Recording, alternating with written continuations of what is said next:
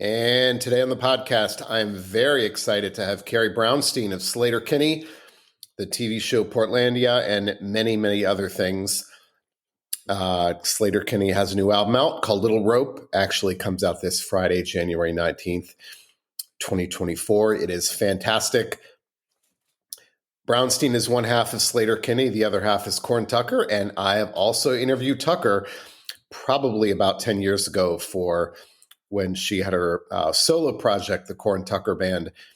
That is not a podcast. It is a transcribed interview. I will link to that in the descriptions. You can read that as well. But if you know music, I don't think you can possibly overstate Sleater-Kinney's impact on music over the last 30 years. Every superlative applies to them. Iconic, influential, legendary, fantastic, amazing, all of those things. That's not just me. That's musicians. Listen to what they say about the impact Sleater-Kinney has had. So I am obviously biased because I think they are so good. And I am also biased in this sense because I love all the interviews I post. I will start with that. I think there's been only a couple that I have just did not go well, and I never posted for various reasons. You won't know who those people are, but I do. But there are also some interviews I love better than others, and this is one of them because this was clearly a conversation about the writing process. This was not me asking questions and Brownstein just answering them. This is a true conversation. The depth of her responses, the introspection, we really get deep into, gosh, I felt like this was, and I don't mean to scare people off, but this was a deep discussion about writing, about the process. And I think that no matter what kind of writer that you are, you'll find this informative. One of the things she starts with is how writing is an act of contemplation. And I love that. And I wish I'd gotten into that with her more in the podcast. But writing is an act of contemplation. And I think that if you only see the writing process as taking place when pen gets put to paper, that can cause a lot of anxiety. But I've always said that the writing process is always taking place, whether you're sleeping, eating, working out, whatever, writing. The writing process is always taking place. And if you see writing as that, the process is that, it can make things less anxious. And I love that idea of writing as an act of contemplation. But that contemplation for Brownstein often takes place, as you will hear, on a cheap couch she found on Craigslist. I actually didn't think people use Craigslist anymore, but apparently they do.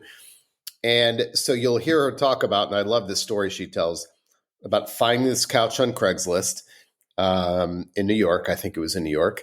And how it's where she loves to write. And there's this kind of almost feeling she has when she's on it that, yeah, you may have all your fancy stuff, your fancy places you like to write, but I've got that cheap used couch I found on Craigslist.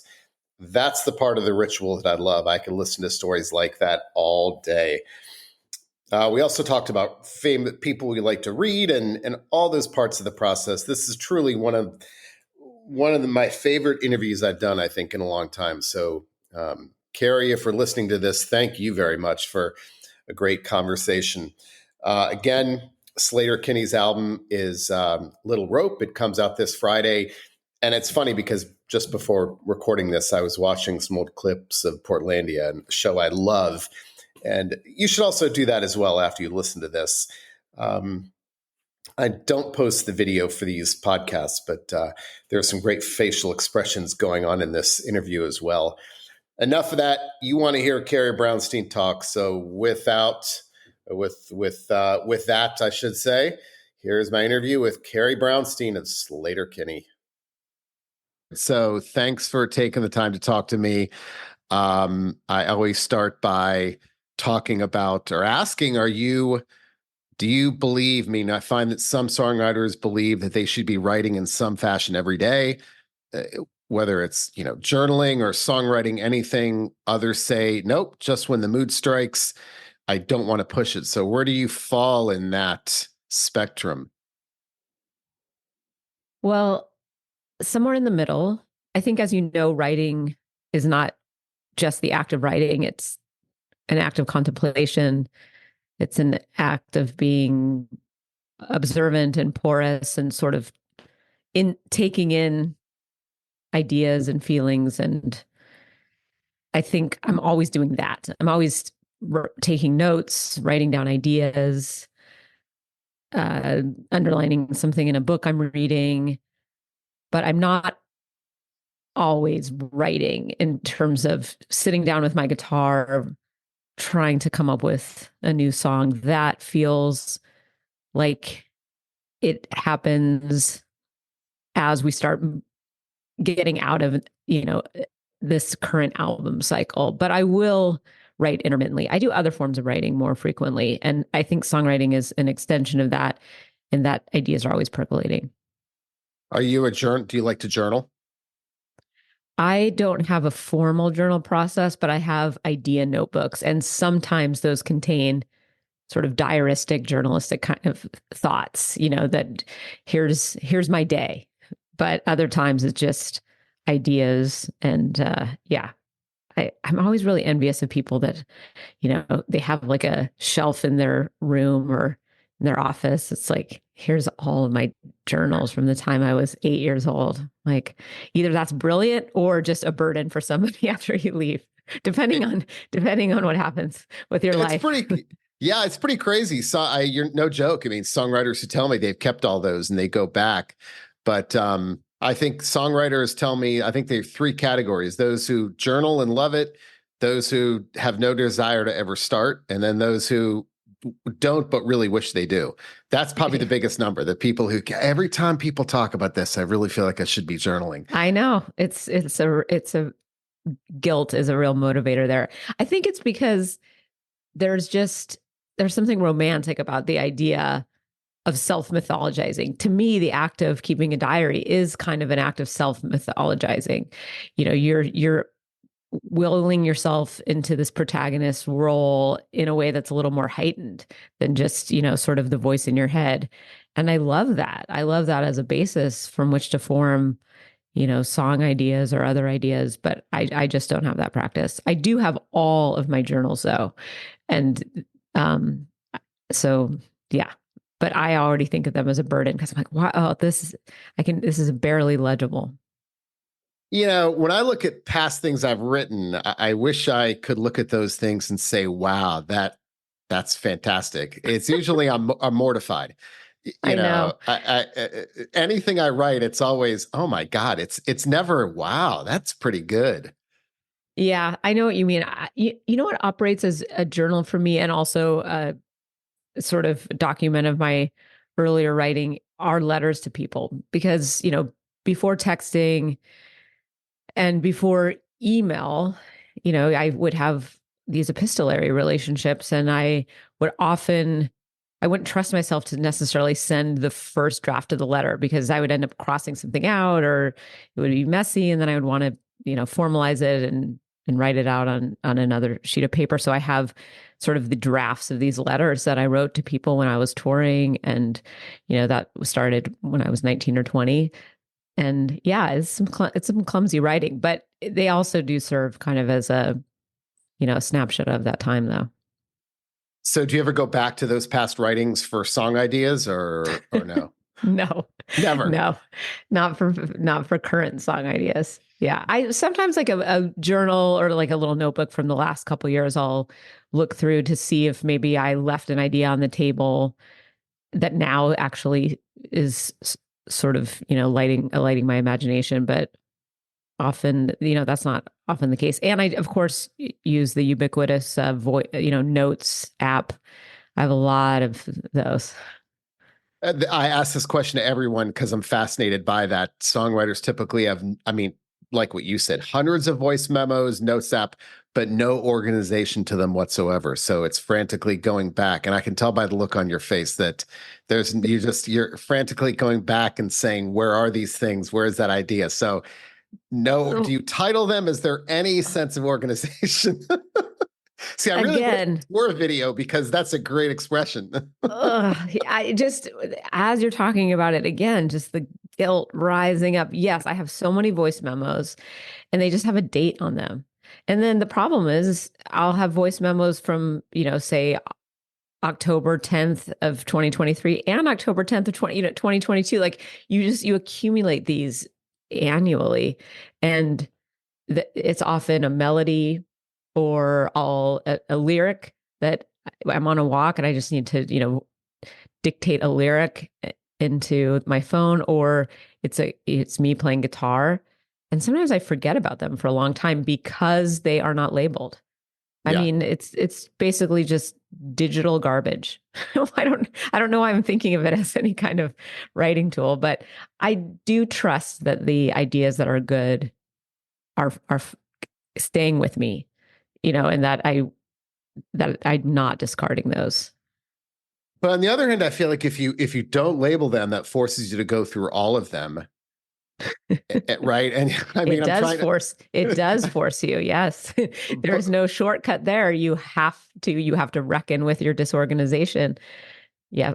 But you could find something there that you may have overlooked otherwise. I'm trying to put a spin on this in a No, I positive appreciate fashion. that. I appreciate that positive spin. Yep. I could find something. Yeah. Because I know I've found stuff that I've written again where, deep in some hard drive, and it could be something, whatever it is. And it, at the time it was garbage, but after a few years, it's like, actually, I see where this could go now. Maybe that's a bigger question of distance, like how much distance we need from something. Yeah. I think that's definitely true. I think that sometimes space from an idea, it also isn't trying to be something. There's that kind of like contrivance, I think, that comes from being really high on your own sort of supply and really, really excited about an idea that actually isn't fleshed out, or, feels a little partial or inadequate. And then you look at it later and you think, oh, my intention now is not that it is not married to this cleverness. It's now something that has some earnestness to it. It has some thoughtfulness. Whereas when I wrote it down, I was just thinking about how clever it was. And now it's not merely clever. In fact, I don't care if it's clever. It's just, there's something rich here. Well, Hemingway always said he could never write about Paris when he was in Paris. Like he always needed distance. And I think about that not just as a spatial thing, but also an emotional state as well. Like, is it more effective to write about something when you're in it or with that reflection? And I'm curious with you, what's more effective for you to have that distance, or is it more effective for you to be right in the moment? I think both are valid and they have different results. I think with music, there is something about being in the moment, but you're marrying it with something that's timeless. Melody sort of is a time traveler. And so it allows the words to, exist and meet people where they're at, but also to meet someone in the future where they're at. And that's something that's magical about all writing. You want that kind of that time traveling characteristic to it. But I do like the feeling of being inspired and writing in the moment. I don't trust that though more than the other thing, but I don't think I disparage either. I think it just depends. Sometimes we don't have the luxury of just being able to sit with something. Not necessarily with music, but I guess a little bit with music. There are deadlines. You have a recording session coming up. Sure, you can cancel it, but I don't know. Like, we're not trying to put out a record every 10 years, where we're stewing over something and considering it. And, there is also Sleater-Kinney is a vessel for urgency. It has a quality to it that is restless. And I think restlessness is part of grappling with the moment and feeling out of step with it. So yeah, I would say with music writing, it's better for me to kind of be living with something and putting it, turning it into music. So I'm going to read. I've got some quotes over here on my screen from writers that I'd love to read to songwriters and have you Okay. react. So this is from Okay. Maya Angelou. She said, Okay. "There's no greater agony than bearing an untold story inside of you." So I'll read that again. There is no greater agony than bearing an untold story inside you.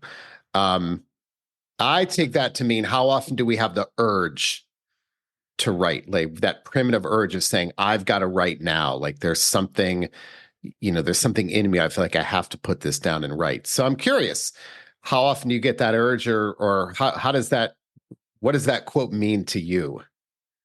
It's interesting. I heard it. I definitely see that perspective. I also thought of it as the very onerous task of writing, which is the idea when it's in your head is fully formed. It's the mansion. It has the roof, it has the windows, it has the furniture, it has the yard.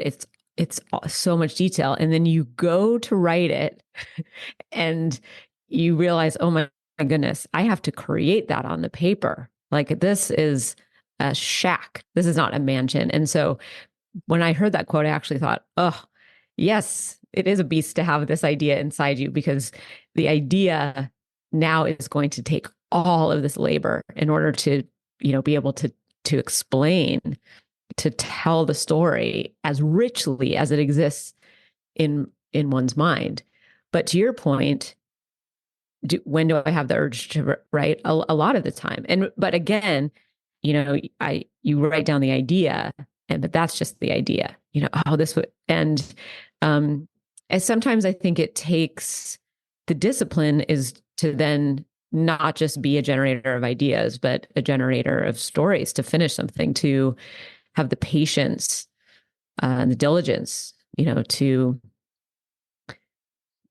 do the work. And whether that's with songwriting or essays or other things that I write, that often, that initial excitement, which I hear in that quote, that initial sort of drive and compulsion, then sort of butts up against the reality of, oh, this is going to take hours. I thought this idea seemed so formed in my head. Why am I still tinkering over a line hours later? I thought it was there. That's what you start to realize, the kind of chasm between, idea and actual results.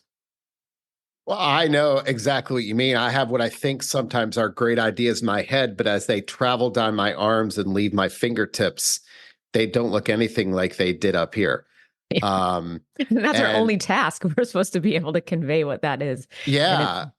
Well, it's funny because when you say that, I see that as when I start to write, and I'm a prose writer, not a songwriter, so it's different. But I don't think I've any right knowing what it's supposed to look like when I start. To me, the biggest impediment is I've got the idea down there and I'm going to get there. Now, that's just mm-hmm. me, but I feel like when I write, I have no idea where I'm going to go end up. And I like being able to kind of take those avenues, go around that corner that maybe I didn't know was there. So for Mm-hmm. me, at least, the hardest thing for me is to think I know how it's supposed to look when I'm finished. Yeah, I think ideally you don't know, right? I mean, I'm not a news reporter, Yeah. you don't know. And I think that's what, especially with music, that's what really excites me, is that I don't want to be able to predict. The songs feel very alive to me. They have this animistic quality, and until we record them, they still feel mutable and Yeah. malleable. And then what's beautiful about music is then you play them live, and then it's like sort of you're reanimating them every night. And you still don't know exactly how they're going to sound or end. I mean, you have a rough idea. Ideally, you are ending on the right note along with the rest of the band. But in terms of the feeling, the journey of it, you don't quite know. And that, Yeah. I think, is what makes music writing really special, is because there's so much repetition involved. If you're lucky, you're out there playing these songs, and they can mean something different every time. Now, when it comes to those lyrics, are you a pen and paper person or a computer person? Pen and paper for sure. Yeah. I eventually I end up documenting them, writing them into a, some kind of software where I can print it out and put it on a music stand and sing into the mic. But process is always pen and paper for me. Um, Even if I have an idea in a notes app because I've been out walking and come up with an idea, I will end up transferring that into a notebook. Oh, So I really? can cross out. I like that process. It sometimes it works concomitant to the notes app. Well, we'll have something in there that's kind of percolating, and then I'll sort of transfer that over to something else. And I think it's just because I process information a little differently in those mediums. And one is slightly more emotional. That's just for lyric writing, though. Like if Yeah. I'm doing other kinds of writing, it's all on my computer. I'm not someone that's overly romanticizing of the, paper or writing is writing. Yeah. But I do find that songwriters are very loyal to color of ink, even type of pen. We don't have to mention brand names, or even type of paper, because it gives them a sense of comfort. So, Hmm. do those things matter to you at all? Yeah, I like having a certain kind of pen. Certain kind of ink. What color Not ink? black. I don't really like here. I have this nice pen right here. What is this one?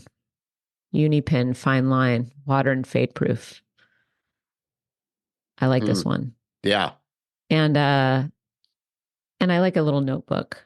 Um Something, although I'm less particular about the notebooks. I think I just like a new notebook. I like the Hmm. feeling of having something that is like the container for my ideas for a while.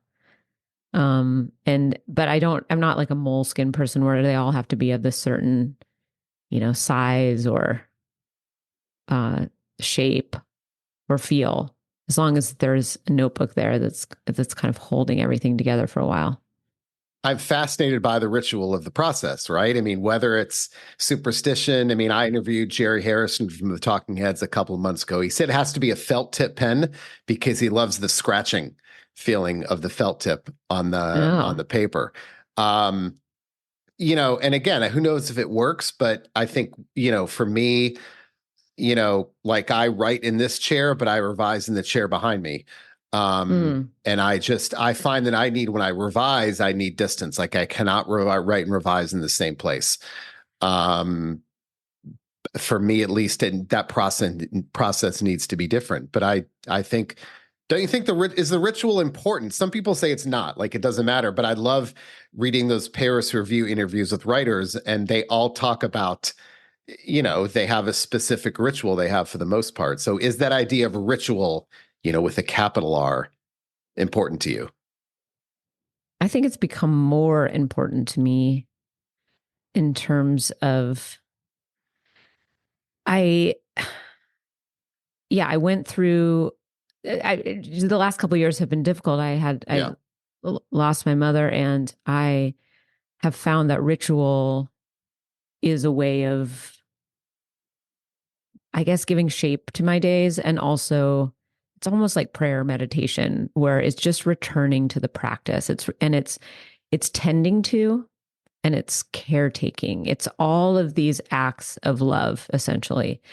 And uh, so, yeah, I appreciate how writing, whether it's guitar or lyrics, is ritualized. That because what ritual to me also means is that it's a choreography that I know. So Mm. I'm enacting something that is familiar, but that has the possibility of being met with something unfamiliar, something strange, but the vessel for it is the same, right? The routine is the same, but there might be a new step in there. But I think that practice of doing something over and over and over again uh, is really important, and it's kind of a beautiful part of life. I mean, yes, like having novelty is great, and like being open to new experiences, but I think ultimately like giving meaning to our days is something that ritual does. uh and I feel grateful for it, and I feel like as a writer I utilize it more and realize that if I'm in the same routine, like if I wake up and have coffee and then walk my dog, I need that ambulatory moment in the morning. I need to be outside. I need to have fresh air. I need to just sort of observe and listen and kind of let ideas sort of swirl around in the ether. And I'll just kind of think about something for a while. If it's a song, I might just sing it and see how the words feel in my mouth, see what is off, see what is like sort of conspicuously, I don't know, just out of place, I guess, or clumsy. And then I'll come home and the dog is tired and I'll eat some food and sit down and write. And I like that. I'm a morning person. I will edit later. But in terms of the actual like creativity, new ideas, that has to come pretty early for me. I like the quiet of the morning. I like how it feels like a city is still waking up and I'm early to do that instead of sort of joining the bustle of the day. But once I'm editing, once something's down on the page, I can do that. You know, I can sit in a comfortable chair on a couch and put my computer on my lap if I'm, you know, sort of if I'm in that mode, then I can do that. But everything else has to be a little more constructed. Do you have I have a favorite chair. Do you have a favorite chair that you like to write in? Well, I will sit in this office chair, but I really like, I have a couch that I found on Craigslist. I'm a real Craigslist person and people hate Craigslist. People are shocked that I use it. They're like, isn't that just scams and like people out to just like either have sex with you or steal your money or never show up Or both? or all of those things? And I'm like, listen, the great thing about Craigslist, if I can plug Craigslist, although caveat emptor, of course, but is that people don't use it as much. So you occasionally find a great deal because it's someone that isn't using Facebook Marketplace or Nextdoor or some other, you know, newfangled way of selling merchandise to their neighbor. And so you get a great deal. I've found cars on there. I've found music equipment and I found sofas. I mean, a perfectly sofa. This couple moved from New York and they had this giant sofa. They had moved into a smaller apartment and they had this beautiful, what new would be an expensive couch, just sitting in a temperature controlled storage space. Anyway, love writing on that couch. And I think there's also something that I feel like a little sense of like smugness about it. I'm like, look at this great, comfortable, expensive sofa that I got a great deal on, and now I'm going to write on this sofa. Like I like a storied sort of piece of furniture, that nothing that is, you know, too austere or generic, I guess. I mean, I think being aware of those things. I mean, I do some of my writing here, but I have a place I go where if I'm not feeling it here, Mm-hmm. there's another place I go. I don't go anywhere in the house. There's a certain room I go to. And again, I think that's comforting, but that I love that idea of the ritual, whether it works or not, but that comfort of knowing, okay, it's worked here before. It should be able to work here again. Um, Yeah, and occasionally I'm also a big believer if you can, it's not possible for everyone. I take myself on little writer's retreats. I find a little motel or Airbnb in the woods or near the beach. And sometimes if I'm trying to jumpstart a project or just have kind of a intensive writing session, I need to actually take myself out of that ritual and routine and sort of impose new structure, you know, new, I guess, sort of parameters upon the writing. And that forces an intense focus that I like. It doesn't always work. Sometimes I get out there and I'm like, oh, now I'm just on vacation and it feels like a total waste.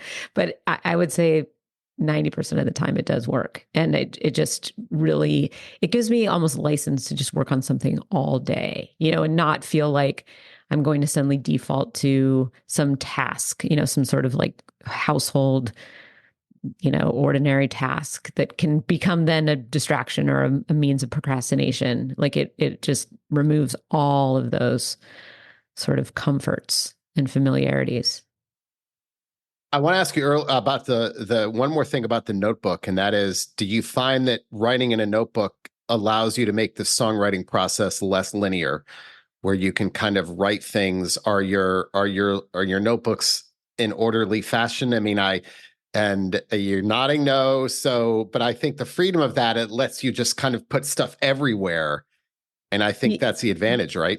Yes, it's very collage oriented and very sort of blue sky, which is a term that we used in writers' rooms on TV shows. Blue sky is sort of, it's the early days of brainstorming, but notebooks to me feel like they're always kind of in that blue sky, you know, brainstorm collage period. And that does kind of deny or sort of hold off a linear mode of approaching things, and lets, I think, ideas be a little ambient, and for you to have to draw connections between, sometimes disparate things. And I do like that with lyrics, or if I start to realize I'm like circling around a motif, and that, one sort of version of it, one, analogy or metaphor, or one particular mode of, well, like one narrator might be the stronger sort of driver for that story, then I'll realize like, oh, this is variation on a theme here, but this is the strongest version of that. And I'll notice that if I'm sort of leafing through a notebook. And I have noticed that too, as I'm going through old notebooks, like, oh, I was really circling around this idea for a while, and then I landed on it here. So when you revise, I'll tell you, I've learned this about myself. When I revise, I find that if I finish something in the morning and I look at it later that same day, it's still too close to me. I'm still too protective of it. It's like, well, hell, I wrote that. Damn, I'm not getting rid of anything here. But if I finish something at night, sleep on it, wake up the next day, it's unbelievable how aggressive I can be with my concision, with my cuts. I don't know if it's a sleep thing, if it's a distance thing. That's my trick. Like, I know that if I can't get rid of anything, one night's sleep always solves it. So I'm curious, do you have any, revision? What are your effective revision techniques? I guess in any type of writing that you're doing. I agree. It doesn't have to be, excuse me, it doesn't have to be sleep, but it has to be time. Just putting distance between, the whatever the last thing I did, whatever paragraph or line I ended on, and then when I come back and revisit it, usually I'm much less, precious about it. Give yourself more time, and you're even, more lacerating. You're more critical. But I think with a little time, you can, distill what's good or worth keeping, or have perspective on potentially that none of it is, but in the moment, it all feels so well earned and so hard fought for that you want to keep all of it. But I definitely, sometimes it's a night's sleep, and other times it's a few days and then revisiting. Obviously, if I'm working on something that has a little more of a deadline to it, like if we're in the middle of recording and, I see that, okay, tomorrow I'm going to sing the song, I'll pull up the lyrics and realize, oh, there's still some lines that need tweaking. Then I sort of have a deadline. I will do exactly what you're saying, which is finish at night and then in the morning revisit. I think that's a useful method. You mentioned earlier, and I've got one of my other quotes is that Agatha Christie said, the best time to write a book is when you're doing the dishes.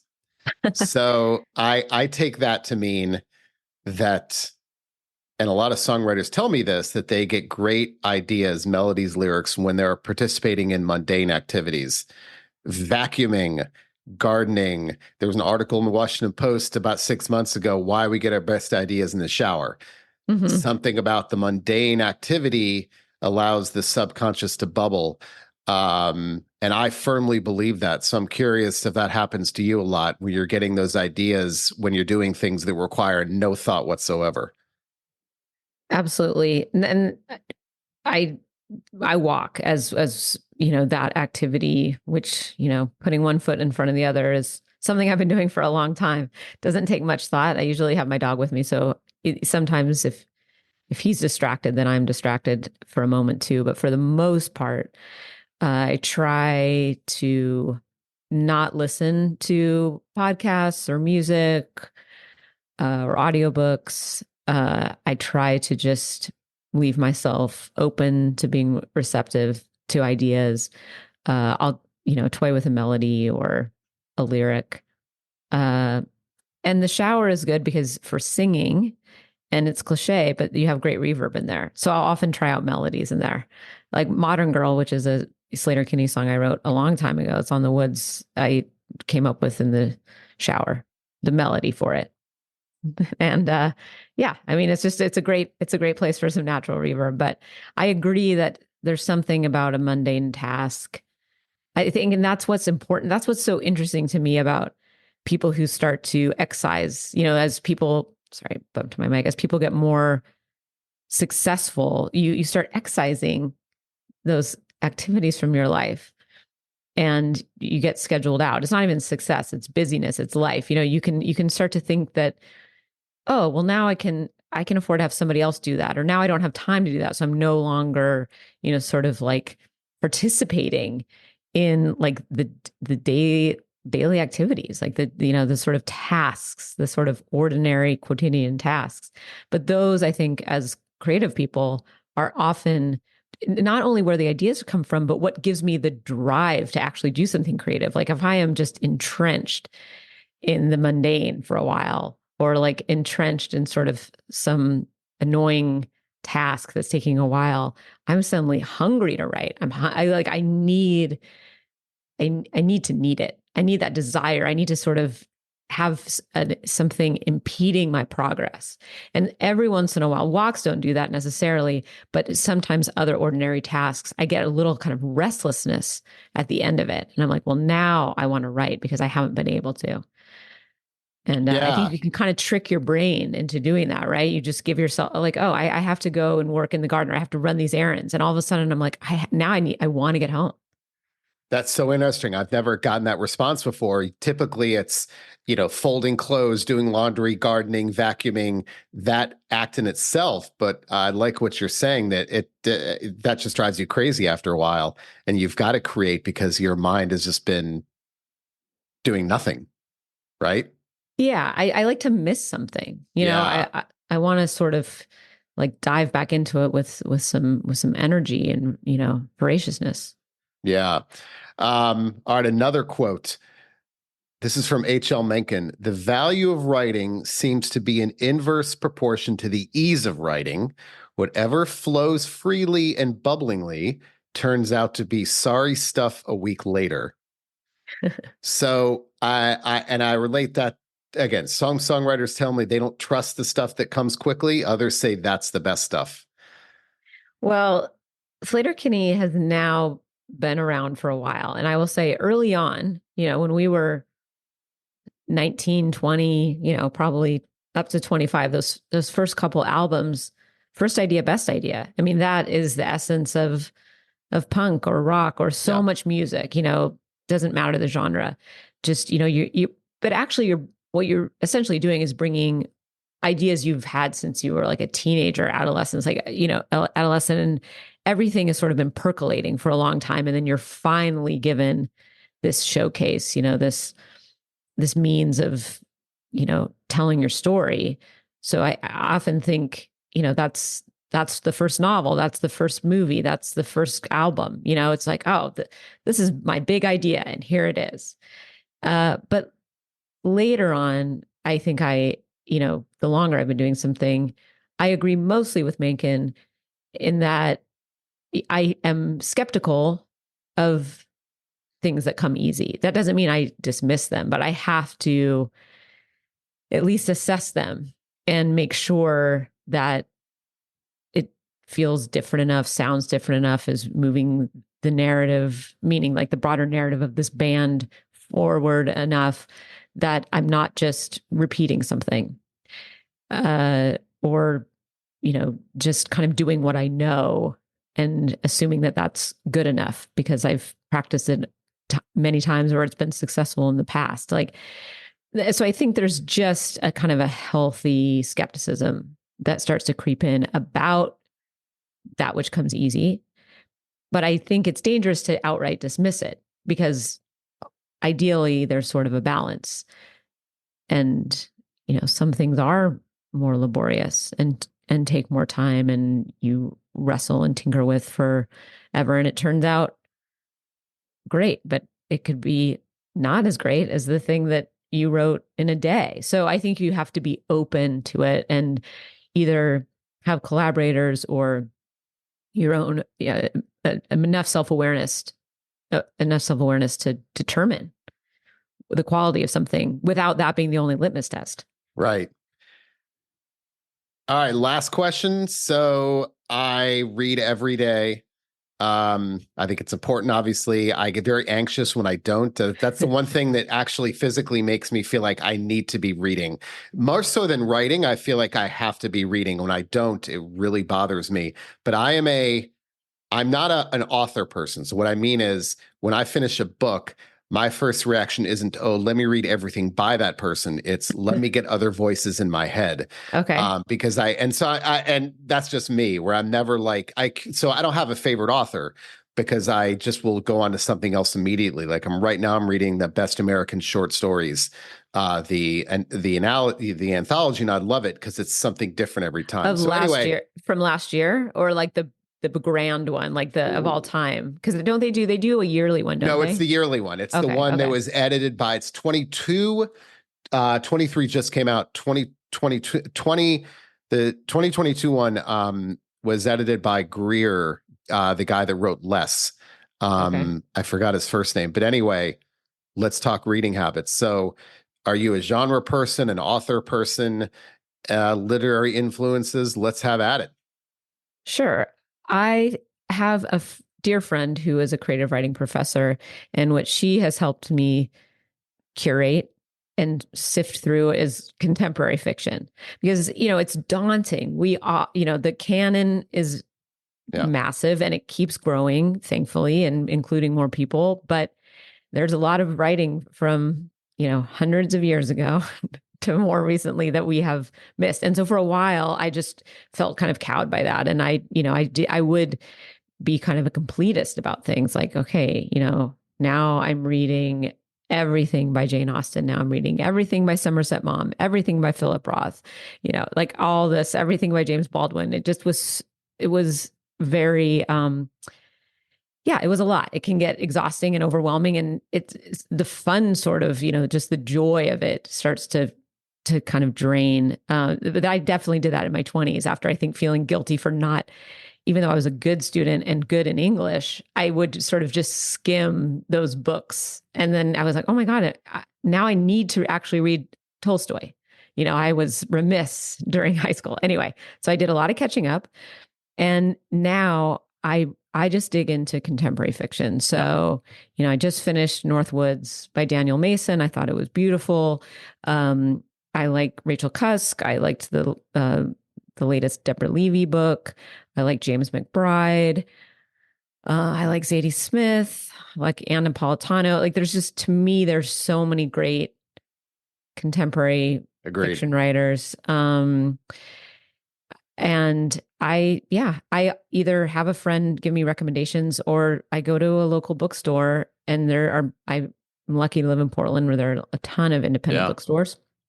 And I go in and I just look at their staff picks or talk to someone there, and they'll point me in the right direction. So I'm a real fiction reader right now. I think that we're living in such a hellacious, like, era of nonfiction in terms of like what's happening in the world.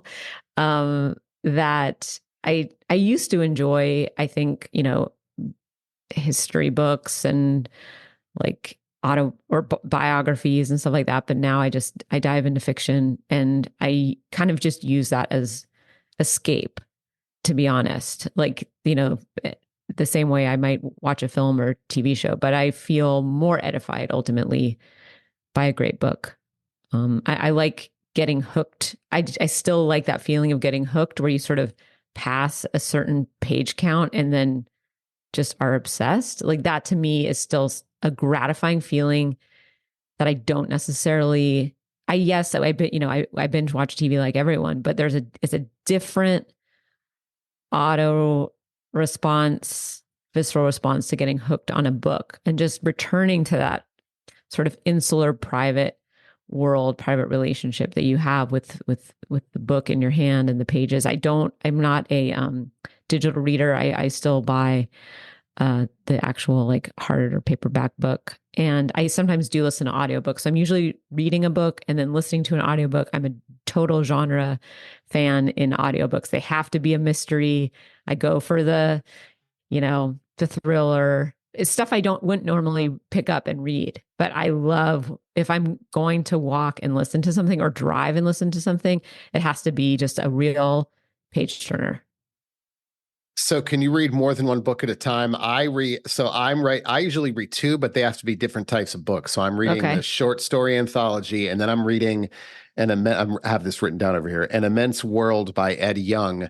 It won the Pulitzer Prize for nonfiction last year, I think. And he's a writer for the New Yorker, and it's all about animal senses and about how we're basically, it's fascinating about how we tend to project our senses. We see an animal outside and it's cold and we think, oh, the animal's got to be cold. And really animals, like, they're seeing things, hearing things that we can't even comprehend. Wait, I'm going to write that down. Ed Young. Immense World by Ed Young, Yong. Okay. Yeah, I want to check that out.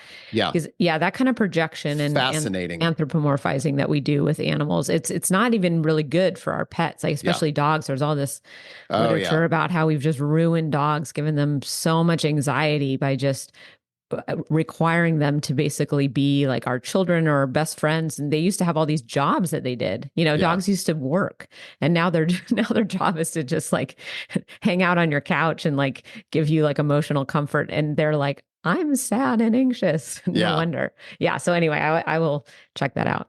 And I just like that because I don't think I could read two nonfiction books at a time, because I feel like I believe that as I'm reading the short stories, the nonfiction book is somewhere in my head. I don't know what's happening, but it's doing something back there, and I'm coming to grips with it. So, and I find that just reading two different books at this, I've talked to some songwriters who read 5 books at a time. I don't know how they do that.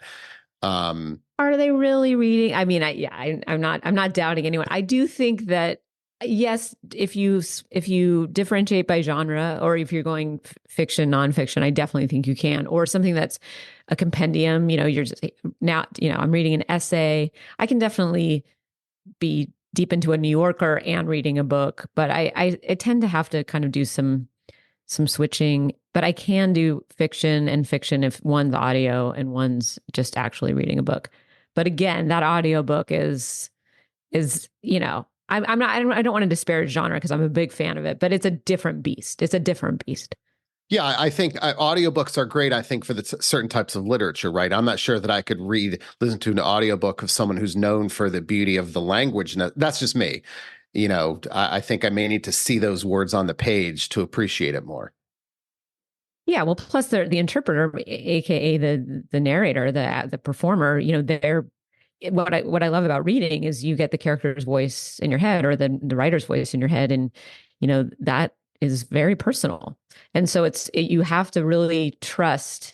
You don't want to ruin a book by having some narrator impose this voice in your head. So it's delicate, and there's some great audiobook voice actors, of course, but I think it's very particular. And I think the genre is, again, it's like mystery thriller, very well suited for the audiobook, because it's just like listening to someone tell you like a ghost story, and that's more in the oral tradition. I think I will listen to someone tell me this, dire, fraught, horror story. That's fun to listen to.